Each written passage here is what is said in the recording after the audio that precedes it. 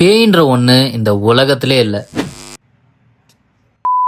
இருட்டினதுக்கு அப்புறம் அமானுஷ்யமான விஷயங்கள் நடக்குதுன்னு, சூரியன் மறைஞ்சதுக்கு அப்புறம் ஆட்கள் யாரும் போகவே கூடாதுன்னு ஒரு கவர்மெண்டே தடை பண்ணியிருக்காங்கன்னா அது எப்படிப்பட்ட இடமா இருக்கும், அங்க என்னென்னலாம் நடந்திருக்கும், அதை பத்தி தான் நம்ம இன்னைக்கு டீட்டெயிலா பார்க்க போறோம். நான் உங்களுடைய எம்டி கைஃப்.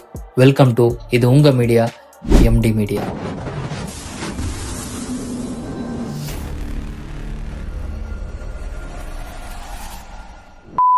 இவ்வளோ அமானுஷ்யமான விஷயங்கள் நடக்கிற அந்த இடத்தோட பேரு பாங்கர் ஃபோர்ட். இது ராஜஸ்தான்ல அல்வார்ன்ற டிஸ்ட்ரிக்ட்ல தான் லொக்கேட் ஆயிருக்கு. இது ராஜஸ்தான்லயே one of the most famous tourist place. அதுவும் மக்கள் கூட்டம் கூட்டமா வந்து பாக்குறாங்க.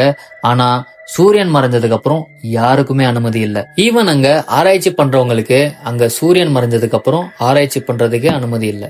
சரி, இவ்வளவு பில்டப் பண்றேன், அங்க என்னதான் நடந்துச்சுன்னு கேட்டீங்கன்னா, அந்த கோட்டை வழியா போற வரவங்களுக்கும் அந்த பகுதியிலே வாழ்ற மக்களுக்கும் இருட்டினதுக்கு அப்புறம் அந்த கோட்டையில இருந்து யாரோ அல்ற மாதிரியும் கத்துற மாதிரியும் சில சமயம் நடனம் ஆடுற மாதிரியும் சத்தங்கள் கேட்டிருக்கு. அந்த சத்தத்தை கேட்டு கோட்டைக்குள்ள போனவங்க யாரும் திரும்பி வரவே இல்லைன்னு போலீசார்கிட்ட புகார் பண்ணியிருக்காங்க. இந்த மாதிரி அதிகமா புகார்கள் வர வர அந்த கவர்மெண்டே அங்க இருட்டதுக்கு அப்புறம் போகக்கூடாதுன்னு தடை பண்ணிருக்காங்க.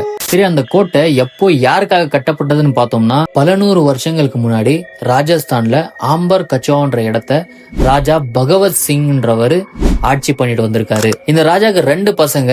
மூத்த மகன் பேர் மான்சிங், இளைய மகன் பேர் மாதவ் சிங். இந்த கோட்டை இளைய மகனான மாதவ் சிங்காக தான் கட்டப்பட்டிருக்கு.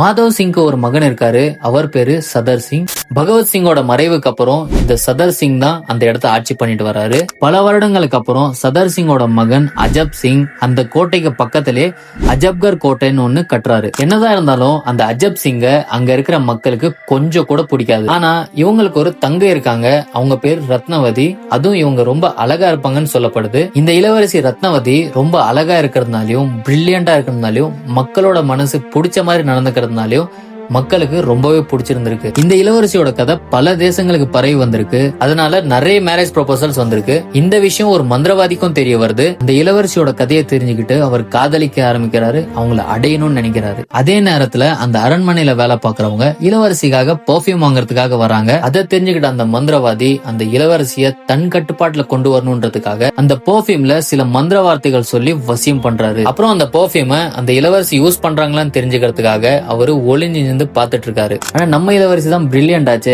அந்த பெர்ஃபியூம்ல ஏதோ கலந்திருக்கிறது தெரிய வந்து அந்த பெர்ஃபியூமை ஒரு பாறாங்கல்ல தூக்கி போடுறாங்க. அந்த பாறாங்கல் உருண்டு போய் அந்த மந்திரவாதி மேல விழுந்து நசுங்கி செத்து போறாரு. ஆனா செத்து போறதுக்கு முன்னாடி இளவரசியையும் அந்த கிராமத்தையும் சபிச்சிடுறாரு. சரியா ஒரு வருஷத்துக்கு அப்புறம் ஒரு போர் நடக்குது. அந்த போர்ல இளவரசி கொல்லப்படுறாங்க. அந்த அரண்மனையில இருக்கிற எல்லாரும் கொல்லப்படுறாங்க.